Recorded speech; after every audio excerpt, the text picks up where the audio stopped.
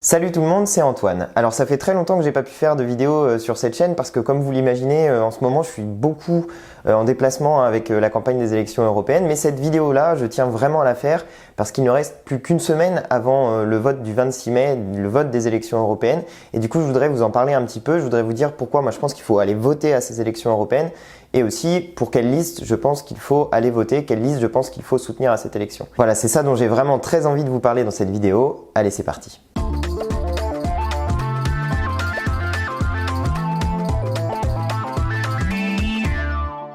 Alors comme vous le savez sans doute, le 26 mai, le dimanche 26 mai, il y a l'élection européenne.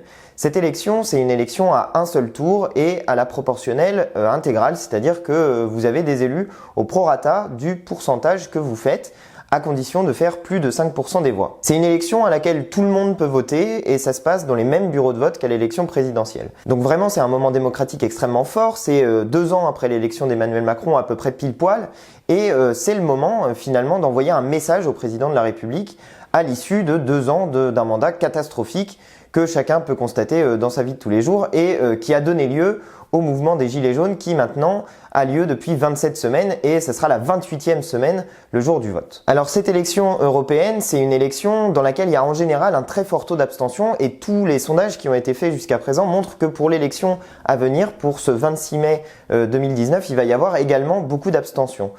Cette abstention, elle est en soi assez logique parce que les élections européennes, c'est des élections qui souvent sont assez peu connues, les médias en parlent très peu, ils en parlent d'une manière qui est très superficielle, ils parlent très peu de la date, ils parlent très peu du mode de fonctionnement du Parlement européen, et puis les institutions européennes sont extrêmement lointaines du peuple français, puis pour l'essentiel, on a l'impression qu'elles nous apportent surtout des problèmes dans la vie et pas vraiment des solutions à nos problèmes. Donc il y a beaucoup de gens qui, face à cette situation, face à ces institutions, putain c'est dur à dire. Donc il y a beaucoup de gens qui face à cette situation, face à ces institutions qui sont extrêmement lointaines, se disent que finalement, eh bien, ça ne vaut peut-être pas la peine d'aller voter, surtout si c'est pour se manger du glyphosate, des pesticides et prendre des décisions politiques qui au final seront directement impulsées par les lobbies. C'est difficile de leur donner tort, c'est difficile de donner tort aux gens sur ce point, mais moi je voudrais vous dire pourquoi à mon sens, l'élection européenne va aussi avoir un sens au niveau national et va apporter quelque chose dans la vie politique de notre pays. Et c'est la raison pour laquelle, à mon avis, il faut aller voter à ces élections et je vais vous expliquer maintenant pourquoi. En ce moment même, au moment où je fais cette vidéo, et si on en croit les sondages, ils indiquent certes qu'il y a 40% d'abstention, mais dans les gens qui vont voter, ils indiquent qu'il y aurait autour de 20%, 22% précisément de gens qui iraient voter pour la liste d'Emmanuel Macron. Or, si cette liste d'Emmanuel Macron de La République En Marche conduite par Madame Loiseau, arrive en tête à l'élection européenne ou fait un gros score, eh bien, la suite logique de ce qui va se passer, c'est que Emmanuel Macron va dire bah, « Vous voyez, j'ai fait la politique que j'ai faite et puis les gens la soutiennent, les gens sont d'accord avec moi puisqu'ils ont voté pour ma liste. » En réalité, moi, j'ai fait le calcul de ce que ça donne, ces 22% de l'élection européenne pour la liste En Marche dans un contexte de très forte abstention. Et si on regarde bien, eh bien, à l'élection présidentielle, Emmanuel Macron avait obtenu un petit peu plus de 8,6 millions de voix, il était autour de 24%. Eh bien, si on rapporte le vote que ça donnerait pour l'élection européenne, en gros, avec 40% d'abstention et si Macron fait autour de 22%, il va être autour de 4 millions de voix. Si on rapporte ça à l'élection présidentielle, ça revient à dire que Macron aurait fait 11% à l'élection présidentielle. Donc vous voyez en réalité, alors qu'il va se donner de la force avec cette élection européenne, si jamais on le laisse faire, si jamais on ne va pas voter contre lui, eh bien en réalité il est très affaibli à l'heure actuelle. Emmanuel Macron est extrêmement faible, il arrive très peu à mobiliser l'électorat qui l'a fait élire à l'élection présidentielle et en réalité il n'est même pas sur la moitié de son électorat qui est prêt à voter pour lui. Donc vous le voyez, notre abstention, si jamais on décide de s'abstenir, ça lui donne de la force parce que comparé aux autres, il arrivera à s'en sortir un petit peu plus haut que les autres et donc eh bien, à pouvoir continuer sa politique affreuse pour le peuple. Et là, on sait déjà ce qu'il a dans les cartons. Le principal, c'est la réforme des retraites où il veut faire une retraite à points et qu'il veut donc en finir avec le régime de retraite par répartition, le régime de retraite qu'on a aujourd'hui et qui fait que les gens qui travaillent payent la retraite de ceux qui eh bien, arrivent à la retraite. Et donc, en gros, c'est un mécanisme de solidarité pour que ceux qui travaillent payent pour les anciens et ça me semble parfaitement logique et normal.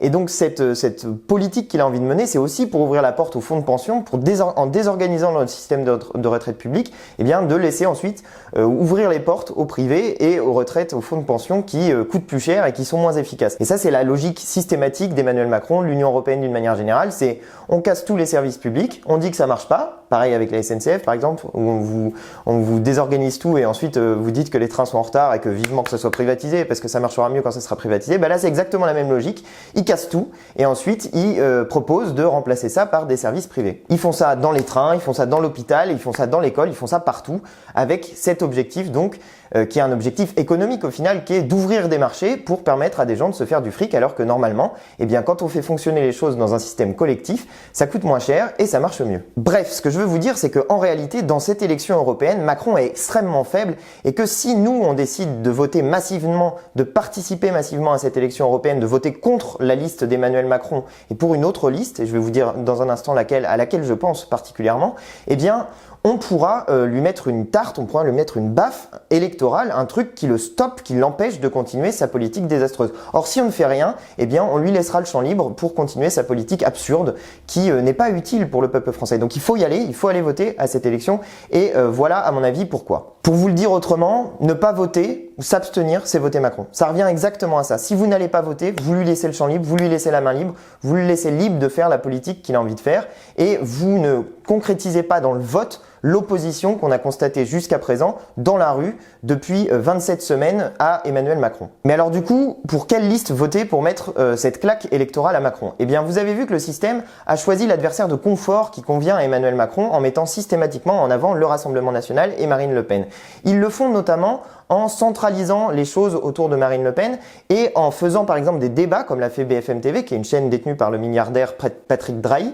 Ils le font en faisant des débats entre les deux, entre La République En Marche et le Rassemblement National, pour donner l'impression que en fait tout ça c'est un duel, en gros comme le duel de second tour de l'élection présidentielle. Et vous vous souvenez ce qui s'était passé à l'élection présidentielle? Emmanuel Macron avait gagné tout simplement parce que Marine Le Pen est incapable de battre Emmanuel Macron, est incapable de battre le système, et c'est bien précisément pour ça qu'ils la mettent en avant, qu'ils mettent systématiquement en avant le Rassemblement National, parce qu'ils savent très bien que les gens ne voteront pas dans une élection à 2 tours, ils ne voteront pas pour le Rassemblement National, ils voteront pour celui qui est en face, ou ils s'abstiendront dans le pire des cas, mais ils ne feront pas ça, ils ne voteront pas pour Marine Le Pen et pour le Rassemblement National. Donc ils ont là un adversaire qui est parfait pour gagner toutes les élections qui se jouent en 2 tours, qui sont les élections qui viennent après, c'est-à-dire les municipales, les régionales, les cantonales ou les départementales, ça s'appelle comme ça maintenant je crois, et puis bien sûr l'élection présidentielle de 2022 où Emmanuel Macron compte bien être candidat et compte bien se retrouver de nouveau face à Marine Le Pen pour faire quoi? Pour l'emporter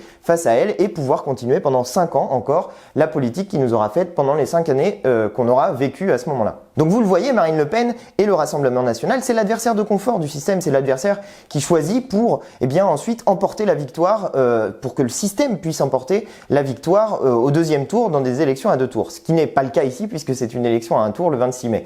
Donc ils vont quand même essayer de faire ça pour ensuite, si jamais les 2 listes arrivent à un niveau assez élevé, dire bah vous voyez, maintenant il faut voter Macron, il faut se rassembler autour de Macron parce que sinon on aura le FN, les nazis, les fascistes, etc. Et donc ils essayent de faire ça pour construire un paysage politique qui permet au système de l'emporter de manière systématique, de gagner à chaque fois et de pouvoir continuer à nous enfumer, à faire perdre le peuple. Donc Marine Le Pen n'est pas la solution pour faire perdre Macron, elle est juste la solution pour le faire gagner en réalité, pour l'aider dans toutes les élections qui viennent après. Et je vais même vous dire pire, je crois qu'ils sont prêts à ce que si jamais, dans certaines conditions, Marine Le Pen et le Rassemblement National pouvaient l'emporter dans des élections, ils s'en satisferaient. Parce que si on regarde ce que font les alliés de Marine Le Pen au niveau international, eh bien ils font exactement la même politique qu'Emmanuel Macron et parfois même pire. Si on regarde ce que font les Autrichiens par exemple, les amis de Marine Le Pen qui sont au pouvoir en Autriche, ils ont fait la semaine de 60 heures, c'est-à-dire pire même que ce que normalement prévoit l'Union Européenne avec la semaine de 48 heures qui est déjà bien trop élevée. Et puis si on regarde en Hongrie ce que font les alliés de Marine Le Pen, c'est la même chose.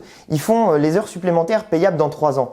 Donc vous avez l'impression que ça c'est une politique qui va pas dans le même sens qu'Emmanuel Macron? Non, bien sûr que non. C'est exactement la même. C'est une politique ultra-libérale, c'est une politique qui aide le patronat. Et d'ailleurs Marine Le Pen, elle-même a dit, ses proches ont dit, qu'ils n'étaient pas pour augmenter le SMIC en France. Donc vous voyez bien que c'est finalement la même politique, sous un visage différent, sous un visage qu'on nous présente comme beaucoup plus rude et beaucoup plus dur, et en particulier qui inclut une dimension xénophobe qui est extrêmement forte. Mais finalement, eh bien, le système serait prêt à se satisfaire d'une victoire de Marine Le Pen, et ça n'améliorerait absolument rien nos vies. Marine Le Pen ne propose rien pour partager réellement les richesses, elle ne propose rien en matière écologique qui soit efficace, elle est inefficace pour changer la vie des gens, pour changer la vie concrète des gens, et pour qu'on sorte du système dans lequel on est actuellement et qui est incarné de manière extrêmement forte par Emmanuel Macron. Je vous parle même pas des Républicains dans cette vidéo parce que c'est à peu près la même politique qu'Emmanuel Macron, c'est un degré différent, disons, c'est un peu entre Le Pen et Macron, mais tout ça, c'est la même chose. Et d'ailleurs, les médias ne s'y trompent pas, les médias de l'oligarchie ne s'y trompent pas, puisque dans le journal CNews, qui est un journal détenu par le milliardaire Bolloré, décidément les médias sont vraiment détenus par beaucoup de milliardaires,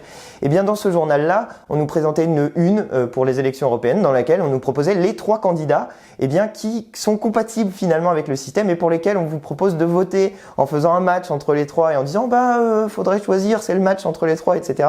Et donc tous les autres sont effacés. Vous n'avez la possibilité que de choisir entre les 3 candidats qui fonctionnent pour le système, si on en croit ce journal, donc du milliardaire Bolloré. Donc dans ce contexte politique général dans lequel il y a une élection et il faut mettre un bulletin de vote dans l'urne pour battre Emmanuel Macron, moi je pense qu'il faut voter pour la liste de la France Insoumise. Parce que la liste de la France Insoumise, c'est la liste qui propose la politique opposée à celle d'Emmanuel Macron.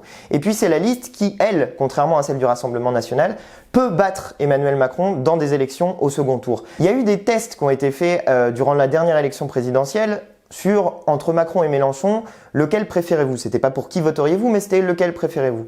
Et dans ces sondages, on avait des résultats qui étaient à 50-50. En gros, c'était 50-50 Mélenchon-Macron.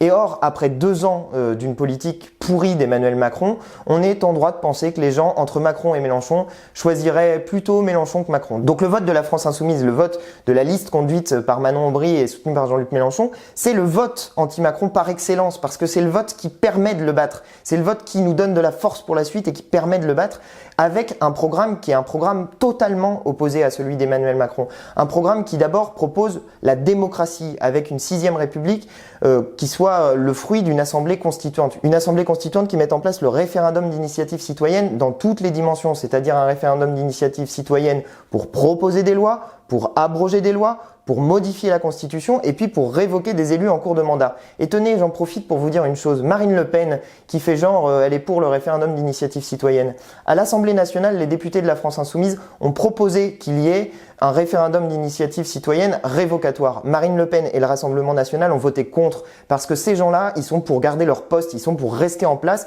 et ils sont contre le fait que les gens comme nous, on puisse les dégager quand on en a marre, quand on ne veut plus les avoir au pouvoir. Donc le référendum révocatoire contre les élus, souvenez-vous bien, quand vous mettrez un bulletin dans l'urne, que le Rassemblement national est contre. Alors que les députés de la France Insoumise, eux, ils l'ont proposé à l'Assemblée nationale. Ça veut dire que eux-mêmes, ils acceptent le fait que leur mandat puisse être révoqué par le peuple. Et moi, je trouve que ça, c'est un gage de sérieux et de respect vis-à-vis du peuple. Ça veut juste dire que les députés de la France Insoumise considèrent que en tout lieu, en tout moment, c'est le peuple qui doit décider, c'est la souveraineté du peuple qui prime sur n'importe quoi d'autre. Et surtout, ça veut dire une chose, ça veut dire qu'ils n'oublient pas de qui procède leur mandat, de qui vient le fait qu'ils sont élus. Et le fait qu'ils sont élus, ça vient du peuple qui les a élus et qui les a élus pour faire une chose. Là, en l'occurrence, je vous parlais des aspects démocratiques. Mais il y en a d'autres. Les aspects qui sont portés par la France Insoumise, c'est aussi le partage des richesses. Et ça, c'est la seule liste qui le propose. Je vous en ai parlé. La liste de Marine Le Pen ne veut pas augmenter le SMIC. La liste de la France Insoumise, si. On veut augmenter le SMIC. Et puis, on veut aussi faire d'autres choses, notamment répartir de manière plus juste l'impôt en faisant 14 tranches d'impôt sur le revenu et en rendant la CSG progressive de telle sorte à ce que ceux qui ont peu, qui gagnent peu payent moins d'impôts et que ceux qui ont plus payent plus d'impôts. Et ça ferait que tous les gens qui gagnent plus de 4 000 € par mois paieraient plus d'impôts, mais que tous ceux qui gagnent moins paieraient moins d'impôts. Ça représente à peu près 90-95% de la population française qui paierait moins d'impôts avec ce système-là. Donc là, on le voit, c'est un système de répartition des richesses. Évidemment, il faudrait aussi qu'on rétablisse l'ISF. C'est une chose que propose la France Insoumise. Donc vous le voyez sur le partage des richesses, sur la démocratie, c'est la France Insoumise qui est la plus en pointe. Et sur les questions écologiques, qui sont aussi centrales dans cette élection, parce que l'Union européenne, c'est en gros une machine à polluer, que ce soit avec les camions du fait du libre-échange ou que ce soit avec les pesticides que l'Union européenne refuse de réguler, eh bien la France Insoumise est là encore la liste qui porte des propositions écologiques extrêmement fortes et les plus fortes de cette élection européenne, avec la règle verte au niveau européen, c'est-à-dire ne pas prendre plus à la nature que ce qu'elle peut reconstituer. Là, vous le savez peut-être pas, mais le 10 mai, l'Union européenne est entrée en dette écologique, c'est-à-dire que le 10 mai, l'Union européenne a consommé plus de ressources naturelles que ce que la planète est capable de reconstituer. Le 10 mai, c'est-à-dire on a déjà passé cette date, là on est déjà en dette écologique. Eh bien non, il faut changer ça, il faut mettre en place une règle verte pour se dire qu'on ne consomme pas plus à la nature que ce qu'elle peut reconstituer. Et puis la France Insoumise propose aussi le protectionnisme solidaire, c'est-à-dire mettre en place des barrières douanières dans lesquelles soient prises en compte les salaires, le niveau de production au niveau des salaires, et puis la distance qui est parcourue par un produit pour taxer davantage ceux qui viennent de loin et pour relocaliser notre production. Et puis la France Insoumise propose aussi la planification écologique, c'est-à-dire le changement global de nos systèmes de production, d'échange, de consommation, en particulier par exemple au niveau de l'énergie, pour passer à 100% d'énergie renouvelable en 2050. Eh bien ça, il faut le planifier, il faut que ce soit l'État qui prenne en charge cette tâche, qui prenne en charge les investissements, qui prenne en charge les dates auxquelles il faut qu'on atteigne des objectifs. Et ça ne peut pas être, comme le propose Europe Écologie, le marché ou la libre entreprise qui décide de ça, parce qu'on a vu ce que ça a donné, ça donne absolument l'inverse. Quand on laisse libre le marché, c'est l'inverse qui se produit, c'est la planète qui est pourrie par leurs pesticides, par leur pollution. Et si l'État ne joue pas son rôle majeur d'investisseur et de planificateur, eh bien on n'y arrivera pas, on n'arrivera à rien. Or, les experts nous disent qu'on n'a que 12 ans pour tout changer. Et puis enfin, le dernier point que je veux mettre en avant vraiment dans cette vidéo, c'est celui de la paix, parce que en ce moment, dans l'Union européenne, ils sont en train de construire ce qu'ils appellent l'Europe de la défense. Mais l'Europe de la défense, ils construisent ça en lien avec l'OTAN et ils pointent un adversaire du doigt qui est la Russie pour faire, principalement pour faire des dépenses militaires en réalité, c'est-à-dire pour augmenter la dépense militaire dans les pays de l'Union européenne. Vous le savez peut-être pas, mais l'OTAN exige que les États dépensent 2% de leur PIB dans les budgets militaires. Donc vous le voyez, tout ça c'est d'abord une machine à acheter des armes, et le fait est que quand on achète des armes en quantité considérable, on finit toujours dans l'histoire par les utiliser. Et nous n'acceptons pas, à la France Insoumise, que la Russie soit pointée comme un adversaire, que la défense européenne soit intégrée dans le cadre de l'OTAN. Nous voulons une défense qui soit assumée au niveau national, parce que c'est la condition de l'indépendance et de la souveraineté de notre pays. Donc voilà, sur toutes ces questions, sur tous ces points, eh bien la France Insoumise est l'exact opposé de la République En Marche, c'est l'exact opposé d'Emmanuel Macron. Et en votant pour la liste de la France Insoumise le dimanche 26 mai à l'élection européenne, vous donnez de la force à ceux qui sont les vrais adversaires d'Emmanuel Macron. Vous donnez de la force à ceux qui peuvent battre Emmanuel Macron dans des élections à 2 tours. Et en faisant ça, eh bien, vous préparez la suite, vous préparez le combat pour la suite. Vous vous donnez les moyens d'avoir une force politique extrêmement puissante dans notre pays qui soit capable de faire face à Macron pour toutes les étapes qui arrivent derrière l'élection européenne. Et puis juste, il y a un dernier point dont je voudrais vous parler à propos de cette liste de la France Insoumise, c'est des gens qui sont à l'intérieur, parce que les gens qui sont à l'intérieur, c'est des gens formidables. Moi, j'ai eu la chance dans cette élection européenne, dans cette campagne européenne, de rencontrer tout un tas de gens de cette liste qui sont des gens formidables. Je vais vous parler que des 4 premières femmes, parce que c'est des gens qui m'ont marqué. Manon Aubry, qui est une spécialiste de la lutte contre la fraude et l'évasion fiscale, qui s'est battue dans l'ONG Oxfam et qui est vraiment une battante, qui a d'ailleurs remporté le championnat régional de water-polo, tout ça en faisant une campagne européenne. On se demande comment elle est capable d'arriver à faire ça, mais vous voyez, c'est une battante. Vous avez Leila Chaibi qui s'est battue pour les questions de logement, qui a fait des squats, qui a fait des occupations pour aider les gens à trouver un logement, qui s'est battue vraiment concrètement, quoi, qui fait bouger les choses par son action personnelle. Vous avez Anne-Sophie Pelletier qui là aussi est une personne qui s'est battue dans la grève de l'EHPAD des Opalines, qui a mené une grève extrêmement longue, qui finalement ils ont obtenu la victoire, et qui est une battante elle aussi, et qui maintenant se retrouve dans une position où, si vous en faites le choix, eh bien elle sera bientôt députée européenne et pourra continuer à mener ce genre de combat, ce genre de lutte. Vous savez que c'est une personne qui tient bon, qui lâche pas, et ben vous pourrez l'avoir comme députée au Parlement européen. Vous avez Marina Mesure aussi, qui est une personne qui est spécialiste de la lutte contre le travail détaché, qui a réussi à monter des syndicats dans des endroits improbables comme au Qatar, où c'est extrêmement difficile évidemment de monter des sections syndicales. Donc vous le voyez, vous avez là des gens qui se battent, et je vous parle que des 4 premières femmes. La liste, vous pouvez la découvrir en intégralité, je vous mets un lien dans la description de cette vidéo et puis en commentaire aussi pour que vous puissiez aller découvrir cette liste, parce que vraiment c'est des gens fantastiques, c'est des gens formidables, des gens qui sont des gens honnêtes en fait, des gens bien, des gens bons. C'est rigolo. Des gens qui sont sérieux, solides, battants. Et moi, je suis très fier que ce soit eux qui nous représentent dans cette élection européenne. Et je serai très fier, plus on aura de députés comme eux, plus on aura de députés qui se battent plus on sait qu'on sera représenté correctement au Parlement européen. Et tous ces gens là dont je viens de vous parler et tous ceux aussi dont je vous ai pas parlé et que vous pourrez donc découvrir en allant voir le lien que je vous mets dans la description, eh bien vous le savez, c'est des gens qui se battront pour vous, c'est des gens qui seront des lanceurs d'alerte, c'est des gens qui parleront en notre nom et dont on pourra être fier qui nous représentent dans les institutions européennes. Voilà, donc je résume le 26 mai, pour moi c'est vraiment très important d'aller voter, d'abord pour mettre une claque électorale à Emmanuel Macron, pour l'empêcher de gagner, pour le faire perdre cette élection. Ensuite, pour porter la liste, le programme, la liste de la France Insoumise et le programme qui est celui qui est le plus opposé à Emmanuel Macron sur les aspects démocratiques, sociaux, environnementaux et de paix. Et enfin, voter pour la liste de la France Insoumise, c'est aussi se doter de représentants qui soient des têtes dures comme nous, qui soient des gens qui lâchent rien, qui sont capables de mener des combats et qui soient capables de se battre quel que soit l'endroit où ils sont, que ce soit dans la rue, que ce soit dans les squats, que ce soit dans les grèves dans les entreprises ou que ce soit à l'international pour construire des syndicats, qu'ils soient aussi capables de se battre dans le Parlement européen, dans cette institution froide et lointaine, et qui la fasse un peu, qui la secoue un peu, qui nous informe sur ce qui se passe là-bas, qui nous dise attention, il se passe des problèmes, il faut qu'on se batte contre ces textes, et qui nous informe sur ce qui se passe, qui rendent cette institution plus transparente en réalité, et qui nous permettent, nous, les citoyens, de savoir quand est-ce qu'il faut agir, quand est-ce qu'il faut se battre contre les textes européens, les pires pour notre avenir. Voilà, bon, je vous fais pas un dessin, le 26 mai, moi je vais aller voter pour les listes de la France Insoumise, conduite par Manon Aubry, j'espère que vous ferez pareil. J'espère aussi que si cet argumentaire vous a convaincu, vous partagerez cette vidéo parce que c'est très important qu'il y ait d'autres gens qui puissent y avoir accès, que vous la partagiez sur les réseaux sociaux, partout où vous le pouvez. Et puis, moi je vais vous dire à bientôt pour de nouvelles vidéos. N'oubliez pas de vous abonner à ma chaîne, ça se passe quelque part par ici si jamais vous l'avez pas encore fait. N'oubliez pas de mettre des petits pouces bleus. Et puis encore une fois, je vous invite à partager cette vidéo parce que jusqu'au 26 mai, tous les petits actes comme ça sont des actes de mobilisation qui permettent de faire bouger les choses. Allez, je vous dis à bientôt pour de nouvelles vidéos. Allez, salut!